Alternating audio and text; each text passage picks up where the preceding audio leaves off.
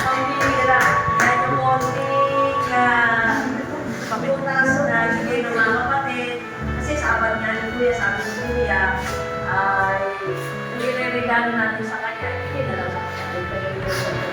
Nakita namin na nangangailangan. Kaya yan. Para sa inyo. Ano masasabi niyo?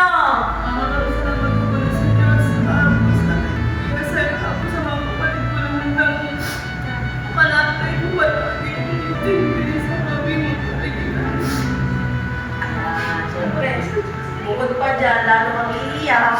Dahil, meron pa ang mas! Sige, Kuya!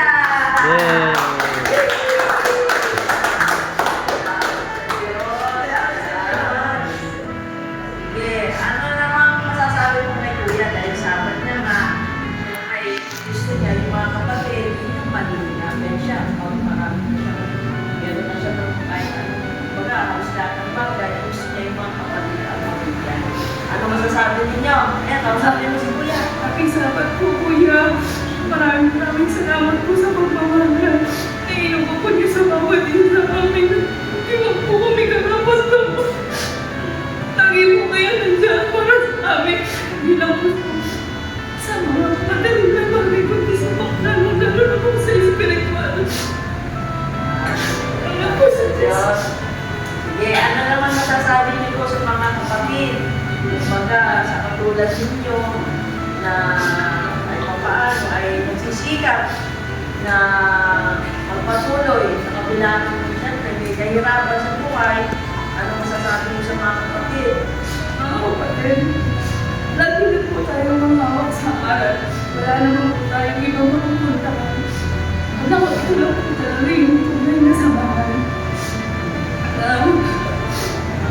Ang dako po siya.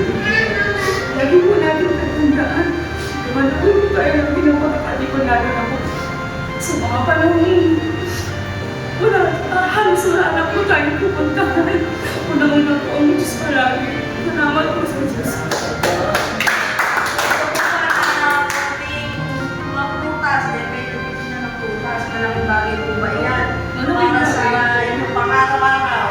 Ako, malaking bagay na po mapagsisimula na mapapatago po sana ako tulong mo. Oo, kasi yun ang gusto ni Kuya. Di ba? Kaya nga, kahit nung tayo pa ni birthday, nagbibigay siya ng punan para mapalago, tayo naman na magbibigay tulong sa Diyos mga kapatid.